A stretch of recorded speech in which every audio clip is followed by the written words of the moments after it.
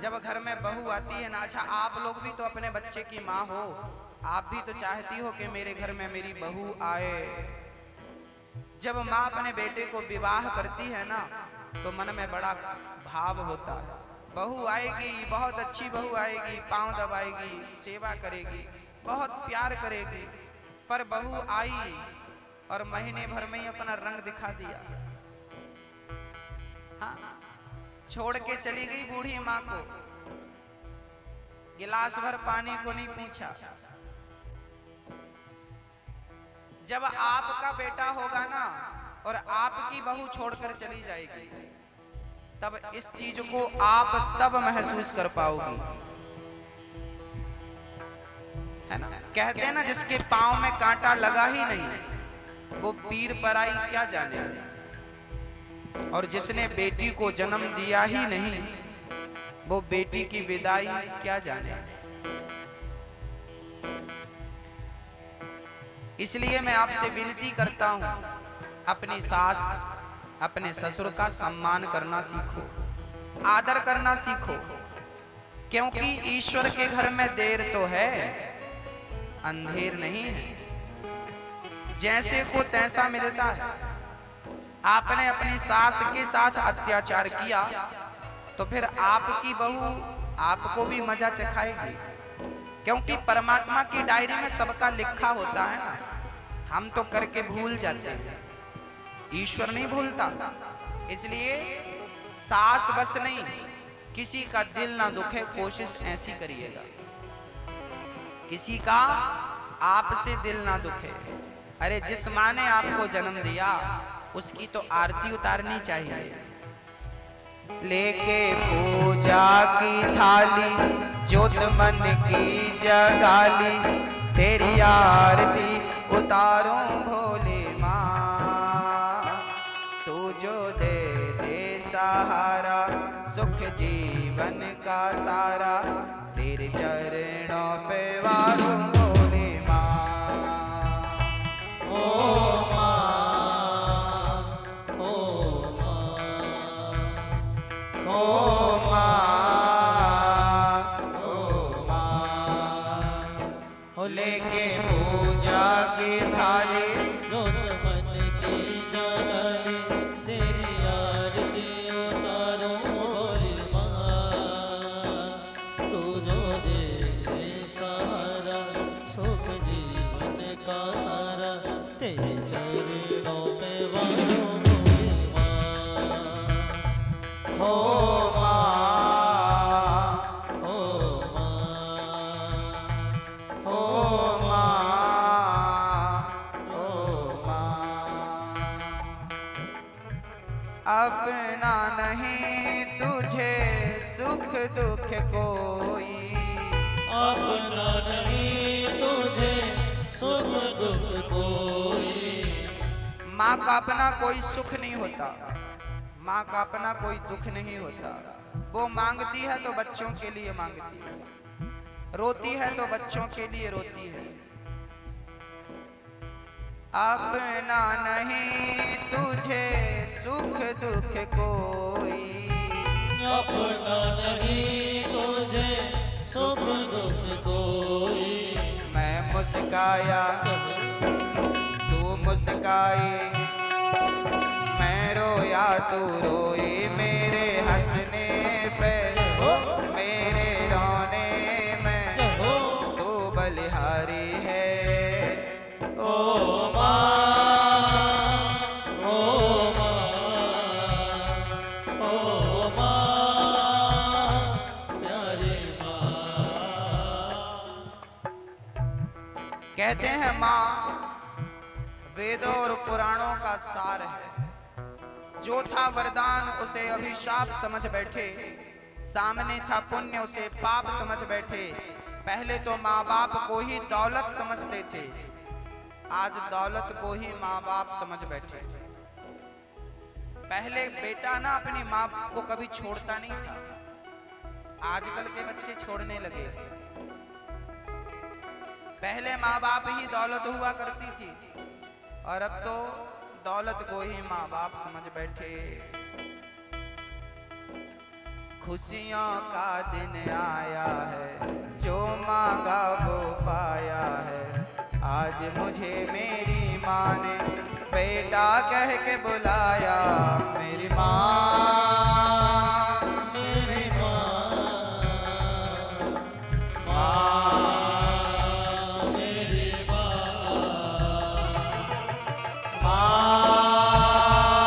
मेरी माँ, मेरी माँ। अपनी अपनी माँ को याद करो, उसके साथ कितना अच्छा और कितना बुरा किया है आपने। बेटा होना सफल तब होता है जब माँ कहे कि मेरे बेटे जैसा भगवान सबको बेटा देना। खुशियों का दिन आया है, जो मांगा वो पाया है। आज मुझे मेरी माँ ने बेटा कह के बुलाया। मेरी माँ, मेरी माँ,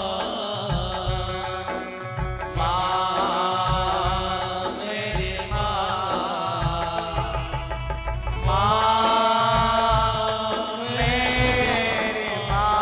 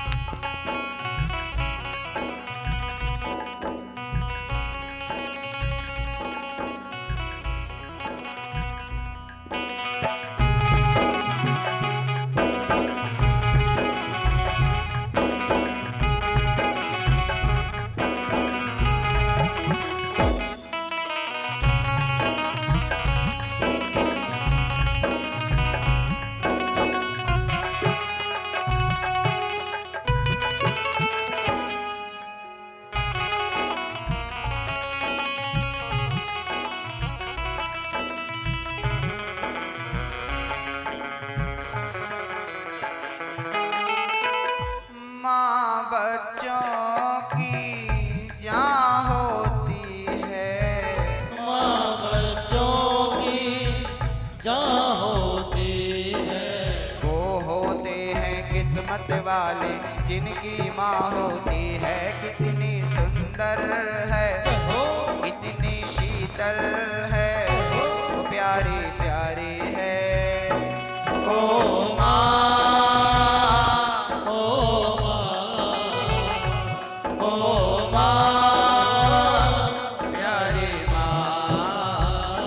तो कितनी अच्छी है, तो कितनी भोली है, ओ प्यारी प्यारी है।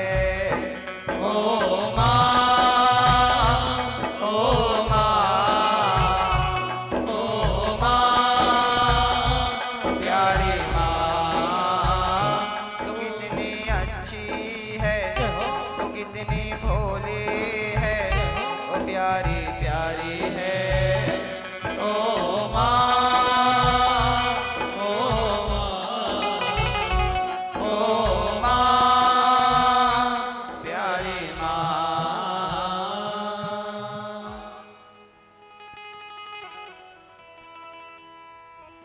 माँ भगवान की मूर्ति है, इसलिए माँ का कभी दिल नहीं दुखाना चाहिए। द्रौपदी माँ है और माँ तो करुणा से भरी होती है।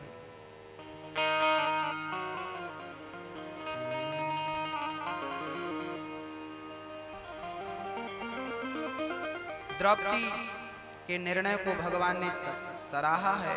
भीम भैया बोले ना, मैं इसे दुष्ट मारूंगा अश्वत्थामा। अर्जुन ने भगवान से पूछा प्रभु इसके साथ क्या करें। भगवान बोले ब्राह्मण को कभी मारो मत और आताताई को कभी छोड़ो मत। इसे मार भी दो, इसे छोड़ भी दो। ब्रह्म बंधुर न हंतव्या आताताई बधारः मयैवो भयमाम्नातं परिपाहि अनुशासन। ब्राह्मण को कभी मारना नहीं चाहिए और आताताई को कभी छोड़ना नहीं चाहिए। इसलिए मार भी दो और छोड़ भी दो।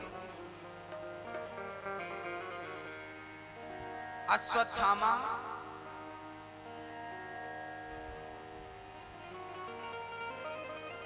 के सिर में मणि थी, उस मणि को छीन करके अश्वत्थामा की मणि को अर्जुन ने निकाल दिया, अपमानित कर दिया।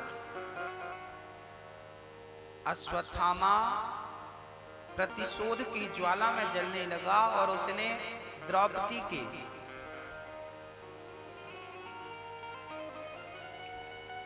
वंश को, पांडवों के वंश को नष्ट करने के लिए अश्वत्थामा ने उत्तरा के गर्भ को नष्ट करने के लिए ब्रह्मास्त्र चला दिया।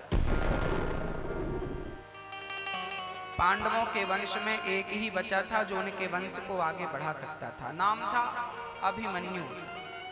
अभिमन्यु का पुत्र गर्भ में ही था उत्तरा के। अभिमन्यु तो महाभारत में मर चुके थे। आपकी पत्नी गर्भवती थी, उस गर्भ के बच्चे को मारने अश्वत्थामा ने ब्रह्मास्त्र चला दिया। अश्वत्थामा के इस कृत्य को देख करके भगवान की शरण में उत्तरा दौड़ पड़ी और उत्तरा ने दौड़ते हुए कहा, पाहि पाहि महायोगिन देव देव जगतपते। हे प्रभु मेरे गर्भ की रक्षा कर। भगवान बोले क्या हुआ? प्रभु अभी मेरा बालक जन्म नहीं लिया कि इसे मारने के लिए अश्वत्थामा ने ब्रह्मास्त्र चला दिया, आप रक्षा करो। भगवान ने अपने सुदर्शनास्त्र से ब्रह्मास्त्र को खंडित किया और भगवान ने उत्तरा की रक्षा की, उत्तरा के गर्भ की रक्षा की। उत्तरा प्रसन्न होकर अपने महलों की ओर चली गई। अब भगवान द्वारिका जाने की तैयारी करने लगे। उसी समय कुंती बुआ हाथ जोड़कर खड़ी हो गई। कुंती बुआ कहने लगी, कृष्णाय वासुदेवाय देवकी नंदनाय च नंद गोप कुमाराय गोविंदाय नमो नमः। चरणों में गिर पड़ी कुंती बुआ, प्रभु आज मैं जान गई कि आप कौन हो। आज मैं आपकी स्तुति करना चाहती हूँ, आपसे कुछ कहना चाहती हूँ। कन्हैया बोले, बुआ क्या हुआ? आप तो हमारी माँ हो ना, बुआ हो, ऐसा हाथ जोड़कर क्यों खड़ी हो? कन्हैया बोले, माँ ऐसे मत करो। कुंती बोली, आप हमारे भगवान हैं। साधारण बनकर लीला जरूर करते हैं, आप साधारण हैं नहीं, दिखते हैं साधारण। प्रभु आज मैं आपसे विनती कर रही हूं, आज मैं आपसे कुछ मांगना चाहती हूँ। हाँ हाँ मांगो बुआ, क्या चाहती हो? कहने लगी कुंती बुआ, प्रभु आज मैं आपसे दुख चाहती हूँ, कष्ट चाहती हूँ। कन्हैया बोले, माँ ये क्या मांग रही हो? जब से होश संभाला है आपने तब से दुख ही दुख पाया है। लाक्षागृह में बंद करके कौरवों ने आग लगवा दी, क्या ये दुख कम था? आपके बच्चों से सब जीत कर कौरवों ने उन्हें जंगल भेज दिया, क्या ये कम था? भरी सभा में द्रौपदी की लाज लूटनी चाहिए, क्या ये दुख कम था जो आप हमसे और दुख मांगती हो? कुंती बुआ बोली, श्याम सुंदर जब जब जीवन में सुख आया तब तब हमने तुमको अपने से दूर पाया, और जब जब दुख आया है तब तब हमने आपको अपने पास पाया है। ऐसे सुख का क्या करेंगे जिस सुख में आप चले जाएं, दूर हो जाएं? कम से कम आप हमारे पास रहें। मैंने देखा है गोविंद, जब जब जीवन में दुख आया है ना, तब तब मुझे तुम नजर आए, और जब जब सुख आया मैं तुम्हें देखती रही पर तुम ना आए। ऐसे सुख को क्या करूंगी जिस सुख में मेरा कृष्ण मेरे साथ ना हो। ऐसे सुख पर पत्थर पड़े जो कृष्ण हृदय से जाएं, बलिहारी व दुख की जो पल पल नाम जपाए। मुझे सुख नहीं गोविंद, मुझे दुख चाहिए। कुंती बुआ रोने लगी। भगवान बोले, बुआ मैं दुख कैसे दे दूं आपको। तो कुंती बुआ ने कहा, फिर एक वचन दो। क्या? बोले, मैं कभी भी आपका स्मरण ना भूलूं, सदा मैं आपके चरणों का स्मरण करती रहूं। एक पल के लिए भी श्वास लेना भूल जाऊं पर आपके चरणों का स्मरण करना ना भूलूं, ये वरदान दो। मैं हमेशा आपके चरणों का स्मरण करता रहूं, मैं आपसे यही प्रार्थना करती हूं। एक पल के लिए मैं आपके चरणों को भूल ना जाऊं, यही विनती प्रार्थना। कुंती बुआ भगवान के चरणों को हृदय में रखती हैं, इतना प्रेम करती हैं कुंती भगवान से, इतना प्यार करती हैं। अच्छा, भगवान से प्रेम हो जाए यही सबसे उत्तम भक्ति है। प्रेम ही भक्ति। कन्हैया से प्रार्थना करने लगी कुंती बुआ, कन्हैया कुछ दिनों के लिए और रुक जाओ। कन्हैया रुक गए। कुंती बुआ भगवान की स्तुति करने लगी। देखिए जरा, कुंती बुआ ने दुख मांगा। भगवान को भूल जाना ही सबसे बड़ा दुख है, और भगवान को याद करना ही सबसे बड़ा सुख है। सुख चाहते हो तो भगवान को याद करो, और दुख चाहते हो तो भगवान को जानत हूं अस स्वामी विसारी, फिर ही ते काहे ना हो ही दुखारी। भगवान को भूल जाओगी तो दुख नहीं आएगा, अरे वही तो दुख है। कुंती बुआ ने याद किया। पितामह भीष्म बाणों की सैया पर लेटे थे। आज शाम को पांडवों ने देखा कि भगवान ध्यान लगा करके बैठे, किसी का स्मरण कर रहे हैं, किसी को याद कर रहे हैं, किसी का ध्यान कर रहे हैं।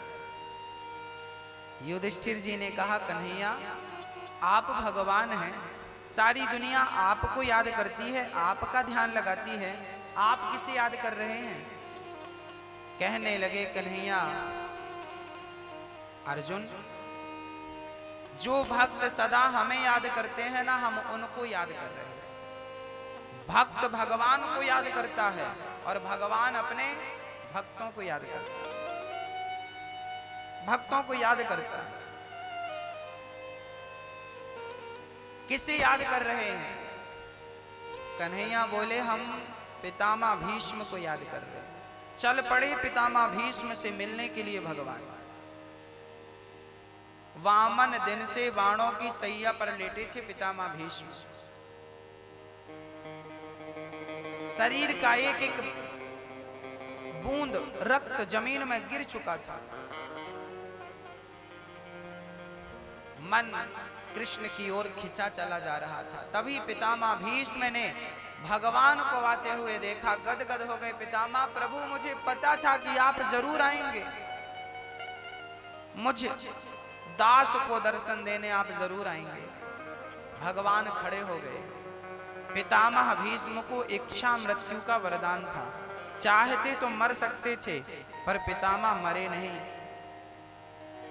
जरा विचार करिए, जिसके शरीर में एक कांटा चुभ जाए उसे कितना दर्द होता है, और पितामह भीष्म के शरीर में बाण चुभे हुए थे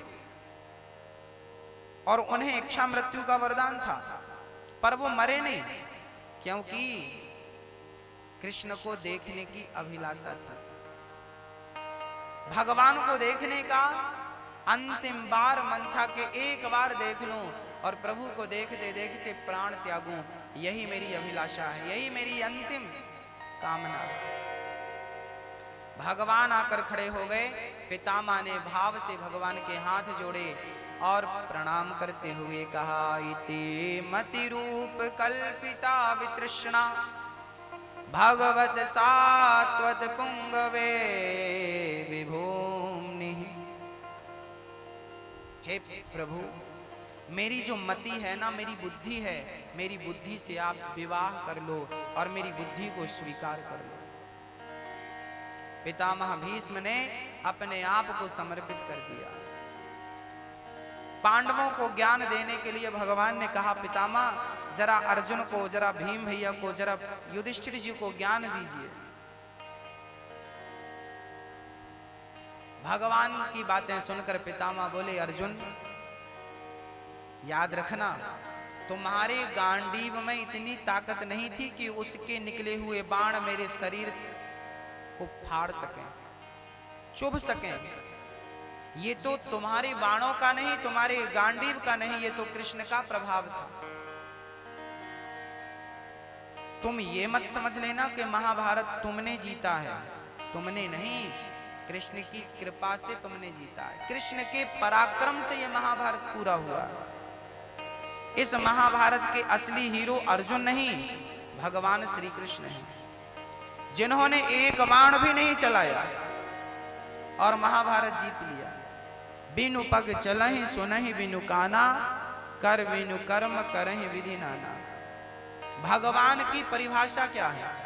ईश्वर कहते किसे हैं? जो बिना कान के सुन लेता है। अच्छा, बिना कान के कोई सुन सकता है मैया जी? लेकिन भगवान सुन लेते हैं। कहां सुन लिया बिना कान के? जब द्रौपदी की साड़ी खिंच रही थी, तब भगवान श्री कृष्ण कहां थे? क्या उस सभा में थे? सजीव बैठे थे? नहीं। द्रौपदी ने बुलाया तो सुन लिया कि नहीं? तो बिना कान के सुन लिया और बिना हाथ लगाए साड़ी बढ़ा दी कि नहीं? हाथ लगाई कि साड़ी लाए और बांध दी। बिना हाथ लगाए साड़ी बढ़ा दी तो बिनु पग चलहि, बिना पांव के दौड़ पड़े। बिना कान के सुन लिया और बिना हाथ लगाए साड़ी बढ़ा दी। बिनु पग चलहि सुनहि बिनु काना, कर बिनु कर्म, हाथ के बिना काम कर लिया। जब बाली राम से युद्ध करने, जब सुग्रीव से युद्ध करने आ रहा था ना, तब तारा ने समझाया था, ए प्राणनाथ, वो भगवान राम है जिनकी शरण में सुग्रीव है, आप मत जाइए।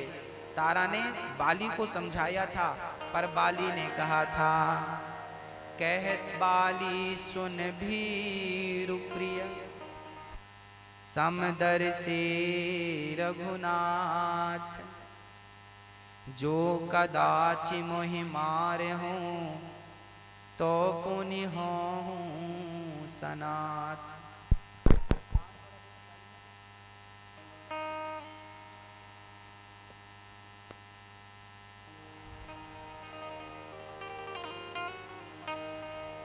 कह बाली सुन भीरु प्रिया। बाली ने कहा, तारा वो भगवान है और यदि मारेंगे तो मेरा तो कल्याण हो जाएगा, वैसे वो समदर्शी है। ये बात तारा ने कमरे के अंदर कही थी बाली से, और जब राम ने बाली को मारा तो बाली कह रहा है, हमें आपने क्यों मार दिया? मैं बैरी, सुग्रीव प्यारा, कारण कवन नाच मोहि मारा, मुझे क्यों मार दिया छिपकर? तब राम जी ने कहा है कि बाली, तेरी पत्नी ने तुझसे कहा था युद्ध मत करो, पर तुमने माना। अब बाली चक्कर में पड़ गया, मेरी पत्नी तो कमरे के अंदर बोली थी मेरे से, इन्हें कैसे पता चला? तो अब पता चला कि बिनु पग चलहि सुनहि बिनु काना। वो परमात्मा बिना कान के सब सुन लेता है। उनके कान इतने मजबूत हैं कि चींटी अपने पांव में घुंघरू बांध कर नाचे ना, तो भगवान को सुनाई पड़ जाता है कि कौन सी चींटी हमें पुकार रही है। सब सुनते हैं भगवान, बिना हाथ के काम कर लेते हैं। बाली समझ गया भगवान है ये। पितामह भीष्म समझाने लगे, अर्जुन जीवन में कभी बुरा मत करना, बुरा मत देखना। द्रौपदी को हंसी आ गई। पितामह मेरे पतियों को ज्ञान दे रहे हो, बुरा मत करना। अरे भरी सभा में मेरी साड़ी खिंच रही थी, आप सबसे आगे बैठे थे, हाँ आपने मेरी रक्षा क्यों नहीं करी?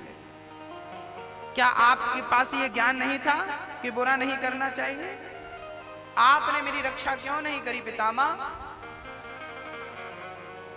चरणों में गिर पड़ी द्रौपदी। द्रौपदी ने पुकारा था ना, द्रौपदी ने सबको बुलाया था। द्रौपदी ने सबको बुलाया था, कहाँ जा छिपे हो प्यारे कन्हैया, यहाँ लाज मेरी लूटी जा रही है। दुशासन के हाथों तेरी द्रौपदी की सभा बीच साड़ी खींची जा रही है। आओ कन्हैया आओ मुरारी, तुमको पुकारे ये बहना तुम्हारी। देखो जरा ये हालत हमारी, बहना तुम्हारी लूटी जा रही है। आओ कन्हैया। द्रौपदी ने कहा है गोविंद आओ। बांधी थी हमने राखी जो तुमको, बचा लो कन्हैया आकर के हमको। हे गोविंद आओ। जब भरी सभा में द्रौपदी ने हाथ उठाकर पितामह को बुलाया, पितामह बचाओ, पितामह ने नहीं बचाया। गुरु द्रोणाचार्य बचाओ, नहीं। याद रखना भक्तों, संकट में केवल भगवान आता। बुला लो ना दुनिया वालों को, कोई आता है? जब कोई नहीं आता, जब कोई नहीं आता, मेरे श्याम आते हैं। मेरे दुख के दिनों में ये बड़े काम आते हैं। किस किस के दुख में भगवान काम आए, जरा उठाओ हाथ और प्रेम से। मेरे श्याम, मेरे श्याम, मेरे श्याम, मेरे श्याम, मेरे श्याम, मेरे श्याम, मेरे श्याम। जब कोई नहीं आता, जब कोई नहीं आता, जब कोई नहीं आता, जब कोई नहीं आता, मेरे श्याम आते हैं। मेरे दुख के दिनों में ये बड़े काम आते हैं। मेरे दुख के दिनों में ये बड़े काम आते हैं।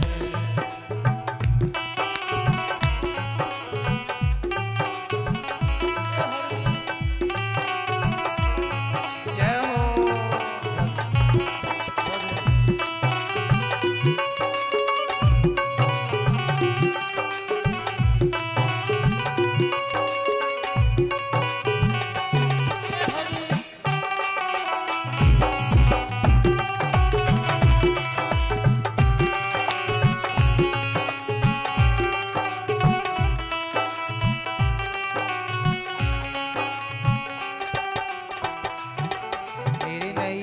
चलती है पतवार नहीं होती।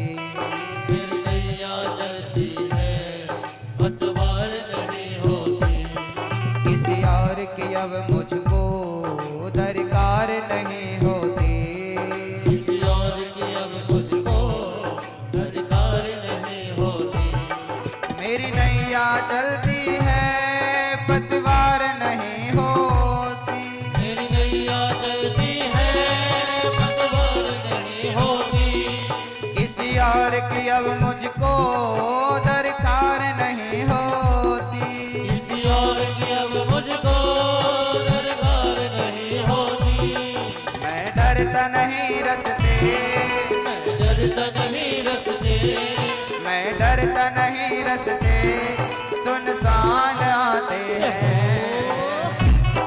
मेरे दुख के मेरे दुख के मेरे दुख के दिनों में ये बड़े काम आते हैं। मेरे दुख के दिनों में ये बड़े काम आते हैं। मेरे दुख के दिनों में ये बड़े काम आते हैं। मेरे दुख के दिनों में ये बड़े काम आते हैं। मेरे दुख के दिनों में ये बड़े काम आते हैं। मेरे दुख के दिनों में ये बड़े काम आते हैं। हरे रामा राम रामा हरे हरे। हरे रामा राम रामा हरे हरे। हरे कृष्णा कृष्ण कृष्णा हरे हरे। हरे कृष्णा कृष्ण कृष्ण हरे हरे। हरे राम राम राम हरे हरे। हरे कृष्णा कृष्ण कृष्ण हरे हरे। हरे राम राम राम हरे हरे। हरे कृष्णा कृष्ण कृष्ण हरे हरे। जब कोई नहीं आता जब कोई नहीं आता मेरे श्याम आते हैं। मेरे दुख के दिनों में ये बड़े काम आते हैं।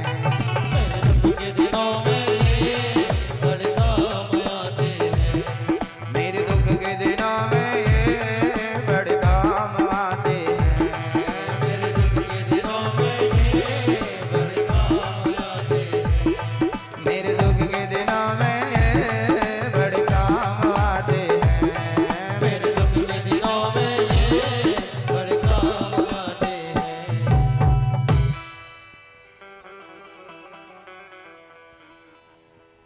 सुख में दुनिया याद करती है पर दुख में केवल भगवान साथ निभाते हैं। द्रौपदी ने बुलाया, भगवान दौड़े आए, साड़ी खींचने लगी। भगवान ने बढ़ाना शुरू कर दिया, ढेर लग गया साड़ी का। कहने लगी द्रौपदी प्रभु धन्यवाद। दुशासन बोला ये साड़ी भी नारी है कि नारी भी साड़ी है कि साड़ी ही की नारी है कि नारी ही की साड़ी है। द्रौपदी ने कहा मूर्ख, ना साड़ी बीच नारी है ना नारी बीच साड़ी है, ना साड़ी ही की नारी है ना नारी ही की साड़ी है। ये तो वृंदावन बिहारी है जो चीर बनकर खिंचा जा रहा है। आज चीर बनकर खिंच रहा है। द्रौपदी की लाज भगवान ने बचाई, रक्षा भगवान ने करी। भक्त को भरोसा हो ना भक्तों तो भगवान आते हैं, आज भी आते हैं। जैसे गर्मी से बर्फ पिघलता है ना, फ्रिज में रहेगा तो जमा रहेगा और बाहर निकालो थोड़ी सी गर्मी मिले तो क्या होगा।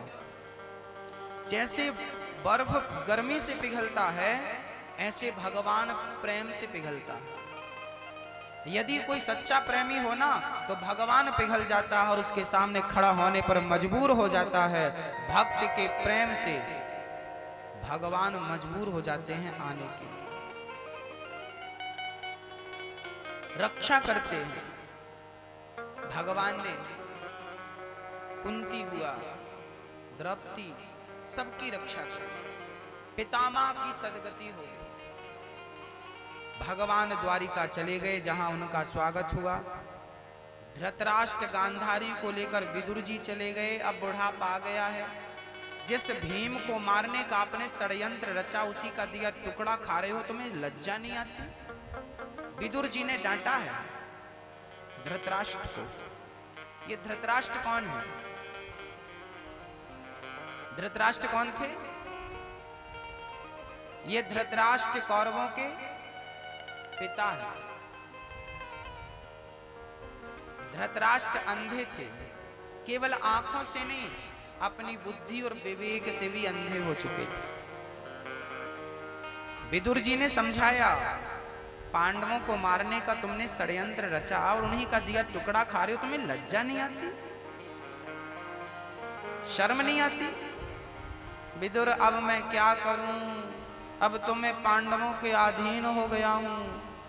विदुर जी बोले, चलो मेरे साथ। और ले जाकर के विदुर जी ने धृतराष्ट्र और गांधारी को भक्ति के मार्ग में लगा करके उनका कल्याण कराया। एक बात कहूं भक्तों, बुढ़ापा आ जाता है, लेकिन जीवन में जब तक कोई गुरु नहीं आता तब तक भगवान की प्राप्ति संभव नहीं है। गुरु के बिना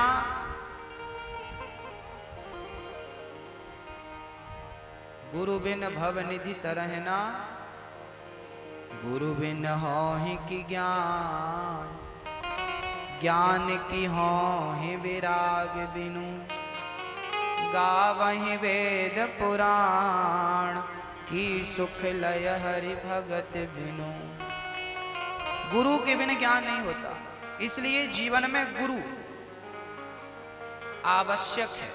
बिना गुरु के भव सागर से पार जाना संभव नहीं है, इसलिए गुरु बनाना जरूरी है। गुरु केवल बनाना जरूरी नहीं है कि मंत्र ले लिया आप तो गुरु बना लिया ना, गुरु के बताए मार्ग पर चलना जरूरी है। गुरु के बताए मार्ग पर चलेंगे तो भगवान की प्राप्ति निश्चित होगी। आज विदुर जी का उद्धार, विदुर जी के द्वारा धृतराष्ट्र गांधारी का उद्धार हुआ।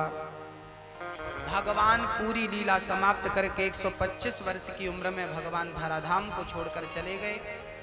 अर्जुन से कहा, पांडवों को, मेरी पत्नियों को लेकर अर्जुन चले जाना।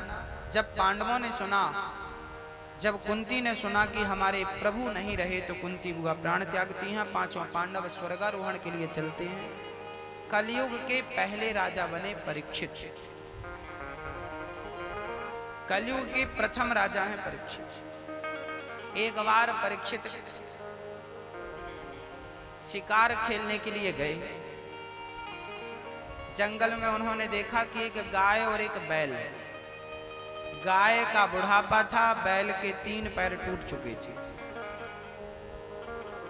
धर्म के 4 चरण होते हैं, सत्य, दया, दान और तप, जिसमें कि कलयुग में 3 पांव टूट चुके हैं। इसलिए हमें क्या करना चाहिए? नंदी महाराज को आपने देखा होगा, शंकर जी के मंदिर में नंदी होते हैं। नंदी के 1 पांव बाहर होता है, 3 पांव अंदर होते हैं। जानते हैं कारण? क्योंकि कलयुग में एक ही पांव बचा है। आप और हम चाहें तो अपने जीवन में सत्य को धारण कर सकते हैं। धर्म का पहला चरण है सत्य, तो हमें कोशिश करनी चाहिए कि हम अधिक से अधिक सत्य बोलें। अच्छा, आप लोग दिन भर में कितना सत्य और कितना असत्य बोलते होंगे? दादाजी, आप लोग सत्य बोलते हैं क्या? सत्य, जो सत्य बोलता है वो हाथ उठा सकता है।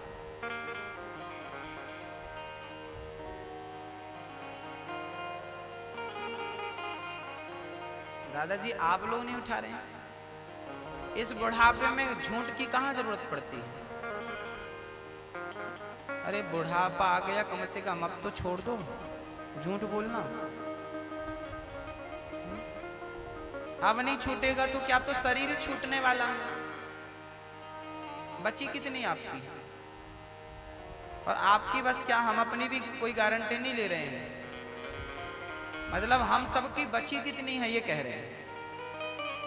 गई बहुत थोड़ी बची, नारायण अब चेत, काल चिरैया चुग रही, निस दिन आयु खेत। मैया जी, ओ मैया, बहुत गई थोड़ी बची, अब भी समय है, सच के मार्ग पर चल लो। जब आपका जन्म हुआ था ना, तब आपके सिर में जो बाल थे छोटे छोटे वो काले थे। जानते हो बाल अब कैसे हो गए? सफेद हो गए। दशरथ जी ने कान के पास अपने बाल ही तो देखे थे और मन बनाया कि अब मैं बुढ़ापा आ गया, राम को राजा बनाऊं और मैं भजन करूं। दशरथ जी के बाल पक गए तो उन्होंने मन बना लिया भजन का। आपके पक गए, कब बनेगा मन? अच्छा, बाल पकने का अर्थ और कुछ भी है। जब ये बाल आपका जन्म हुआ ना, तब बाल सिर पे थे छोटे छोटे, तब काले थे और अब सफेद हो गए। मानो ये बाल कहते हैं कि भैया हमने अपना रंग बदल दिया, अब तुम भी तो अपना रंग बदल दो। हम सफेद पड़ गए, अब तुम भी काले कारनामे छोड़ो और सत्य के मार्ग पर आओ। ये बाल कह रहे हैं कि हम बदल गए, तुम भी बदलो। पर आपने तो बाल को ही बदल लिया, खुद नहीं बदले, काला कर लिया, है ना? तो सत्य हमें बोलना चाहिए। आज से कसम खाओ कि कभी असत्य नहीं बोलेंगे। हमेशा क्या बोलेंगे? हमेशा सत्य बोलेंगे। कसम खाइए। अच्छा, आज के बाद आप एक तो बोलेंगे नहीं, और बोलेंगे तो जो सत्य होगा वही बोलेंगे, क्योंकि आपकी उम्र पूरी होने को आई। 75 तो निकल गई, 75% निकल गई, 25 बची, छोटी सी बची, थोड़ी सही है। तो अब सत्य के मार्ग पर चलो। कसम खाओ आज से कभी असत्य नहीं बोलेंगे, सदा सत्य बोले। कौन कौन आज से सत्य बोलने का संकल्प लेगा? उठाओ हाथ। सत्य बोलेंगे। दादाजी आप नहीं उठा रहे हैं साहब, नहीं उठा रहे हैं। सत्य बोलेंगे। अच्छा आप नहीं, आप कुछ भी करवा लो, हम नहीं उठाएंगे हाथ। दादाजी नहीं उठा रहे, क्योंकि उन्हें पता है ना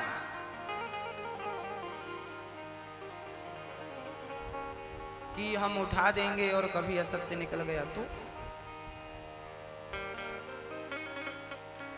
इसका अर्थ ये नहीं है कि आप सत्य से भाग जाएं।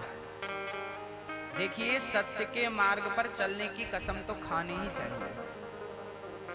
हाँ, कभी कभी गलती हो जाती है।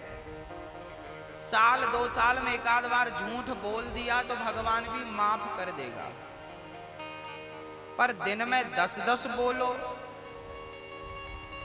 तो ईश्वर माफ नहीं करने वाला। तो कसम खाइए, सत्य ही बोलेंगे। बोलो कम बोलो, बोलो तो सही बोलो। धर्म के 4 चरण हैं। पहला है सत्य, दूसरा है दया। आप सबके प्रति दया रखिए, सबके लिए दया रखिए, केवल अपनों के लिए नहीं, सबके लिए दया रखो। दया करनी चाहिए। सत्य, दया और दान। जो कमाओ उसका 10अंश दान करो। दान करने से धन शुद्ध होता है। तो दान करते हुए अपने धन को शुद्ध बनाना चाहिए। आज लाल माटी की धरती पर कथा चल रही है। आप सभी भक्त इस कथा के लिए आपने जो दान किया है, आपने अपना धन शुद्ध किया है। तो आप अपनी गांव में होने वाली कथा के लिए दान करना चाहते हैं तो यहाँ के कार्यकर्ताओं का स्टॉल लगा हुआ है, आप वहां जाकर अपना दान कर सकते हैं। लेकिन वृंदावन में बनने वाले वृद्धाश्रम के लिए यदि आप सहयोग करना चाहते हैं तो आप यहाँ मंच में आकर अपना नाम लिखवाकर आपकी राशि देकर अपना नाम लिखवाएं। आपके नाम की यहीं से घोषणा होगी। श्रीधाम वृंदावन में आश्रम बन रहा है जहां वृद्धों के रहने की व्यवस्थाएं हैं। हम हर कथा में बेटियों का विवाह करते हैं, गरीब परिवार की बेटियों का। पिता गरीब है, मजदूरी करता है। अब मजदूरी करने वाला इतना पैसा कहां से लाए कि वो अपनी बेटी का बड़ा अच्छे से विवाह करे। अच्छा, गरीबों की हालत पर ना लोगों को तरस नहीं आता, बल्कि लोग उसका मजाक उड़ाते हैं। एक गरीब आदमी अपनी बेटी का विवाह करने की तैयारी कर रहा था। बेटी का विवाह करूं, तभी देखा कि पैसे तो है नहीं, पैसे नहीं है। तो गरीब आदमी ने सोचा कि गांव में सेठ जी हमारे गांव में बड़े आदमी हैं, उनके घर चलो। तो गरीब आदमी बड़े आदमी के घर पैसे मांगने गया। भाई साहब जरा 10,000 रुपए देना, हमें 10,000 रुपए की जरूरत है, सख्त जरूरत है। तो आपने देखा होगा जो पैसे वाले होते हैं ना, वो इसी फिराक में रहते हैं। जब गरीब को जरूरत पड़ी तो पैसे वाले के पास गया, भैया हमें जरा 10,000 रुपए देना, हमें बेटी का विवाह करना है।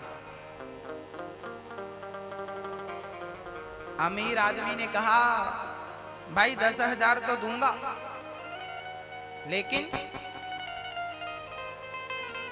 हमें ब्याज चाहिए। 10 ले रहे हो, 15 वापस करना। अब गरीब आदमी बेचारा कहां से लाए 15, पर मजबूरी थी तो लेना पड़ा। कभी कभी मजबूरी जब होती है ना, तो ज्यादा ब्याज देकर भी पैसे लेने पड़ते हैं। अब देखो, अमीरों को इस बात को विचार करना चाहिए कि भाई गरीब आदमी बेटी के विवाह के लिए मांग रहा है, तो बिना ब्याज के क्या आप नहीं दे सकते? 10,000 की मदद नहीं कर सकते? करना चाहिए, हमारे पास है तो करना चाहिए। आप अपनी बेटी के विवाह में तो लाखों खर्च कर देते हैं। एक बारात खा के चली जाए, इतना तो भोजन बचता है। जब ऐसे गरीब लोग बेटियों के विवाह के लिए कर्जा लेने लगे, अपनी जमीन छोटी सी गिरवी, घर गिरवी रखने लगे, तब हमें मन में बड़ा दुख हुआ। और बहुत पहले से ही ये मन में संकल्प था कि कुछ तो अच्छा करना है। भक्तों, तब से लेके आज तक ये दास हर कथा में 100 बेटियों का, हर साल, एक साल में 100 बेटियों का विवाह हो जाता है। हर कथा में 2, 4, 5, 10, एक कथा में 21 बेटियों का विवाह हुआ था। आपने टीवी पे देखा हो उस कथा को। एक कथा में 12 बेटियों का विवाह हुआ था, किसी कथा में 51 बेटियों का। अभी फरवरी में 22 फरवरी से, यहाँ 22 जनवरी को कथा स्टार्ट हुई, 22 फरवरी को इंदौर में कथा है, मध्य प्रदेश में। उस कथा में करीब 11 गरीब परिवार की बेटियों का विवाह है, सम्मिलित विवाह। और मैं आपसे भी निवेदन करता हूं, आपके आसपास कोई गरीब परिवार की बेटियां हो तो आप हमें सूचित करें। और अभी इस कथा के बाद अभी बिलासपुर में कथा है, तो आपके आसपास कोई भी गरीब परिवार की बेटियां हो तो आप अभी संपर्क कर लो, और बिलासपुर की कथा में 2-4 बेटी, जितने जोड़े हो जाएंगे उतनी बेटियों का विवाह कर देंगे। अभी इस कथा पर ये दास, हम सोचते हैं कि जब तक श्वास है, जब तक प्राण है, तब तक सेवा करते रहे। हर कथा में हम बेटियों का विवाह करते हैं। इस कथा में भी आपके आसपास कोई जानकारी हो, गरीब परिवार की बेटियां हो, तो आप बताएं, इस कथा पे भी बेटियों का विवाह कर देंगे जिस दिन रुक्मणी मंगल होगा। या इस कथा पे नहीं तो अभी बिलासपुर में कथा है 29 तारीख से, उस कथा पे आप बताएं। जिस दिन रुक्मणी मंगल होता है उस दिन विवाह होता है, जिस दिन भगवान का विवाह होता है कथा में, उस दिन। तो बेटियों का विवाह और वृद्धों की सेवा, ये दो कार्य जब तक श्वास है तब तक चलने का विचार है। आपका थोड़ा थोड़ा सहयोग इन बेटियों का घर बसाने में मदद करता है। तो आप गांव वाले, चूंकि आप लोगों का तो पहले से ही आप लोगों ने दान कर दिया है, भागवत जी के लिए आप लोगों ने सहयोग किया है ना, हमें पता है कि आप लोगों ने भागवत जी के लिए दान दिया है, ठीक है, आपके सहयोग से ये भागवत चल रही है। पर थोड़ा थोड़ा यदि आप इस संस्था के लिए देंगे तो आपके सहयोग से बेटियों का भी घर बसेगा। थोड़ा थोड़ा सहयोग, हम ये नहीं कहते बहुत दो, थोड़ा थोड़ा, एक एक बूंद से घड़ा भर जाता है। आपका सहयोग इकट्ठा हुआ तो आपको भागवत मिल गई। आपका सहयोग आपके गांव में भागवत का आयोजन कर रहा है और ये वृंदावन जैसा माहौल है, लेकिन आपका ये सहयोग मिलेगा तो वृंदावन में जो आश्रम बन रहा है, आपका थोड़ा सा धन वृंदावन तक पहुंचेगा और आपके सहयोग से वहां एक इमारत खड़ी होगी। उस इमारत में आपके वृद्धों की रहने की, माँ बाप की सेवा होगी। अरे हमारे देश का हर वृद्ध ही तो हमारा पिता है, हर वृद्ध नारी हमारी माँ है। तो हमारे सहयोग से यदि किसी को रहने को और खाने को दो रोटी मिले तो क्या नुकसान है। हमें थोड़ा थोड़ा दान करते रहना चाहिए, जुड़ करके दान करना चाहिए। इसलिए आप यदि चाहें थोड़ा थोड़ा सहयोग करें ताकि आपके सहयोग से ये काम जल्दी पूरा हो और वृद्धों की सेवा हो। कुछ भक्तों ने दिया है, जो आप लोगों में से जिनको देना है आप अपना नाम लिखवा सकते हैं। आप हमारी संस्था के सदस्य भी बन सकते हैं। 5 साल का सदस्य बनने के लिए, 10 वर्ष का सदस्य बनने के लिए और आजीवन सदस्य।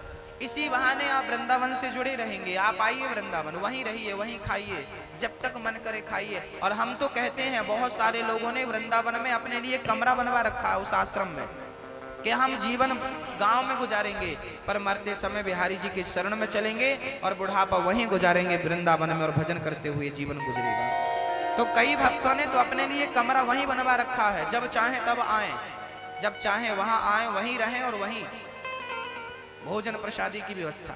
तो आप अपने लिए एक रूम बनवा सकते हैं वृंदावन में, एक कमरा, हमारे सदस्य बन सकते हैं।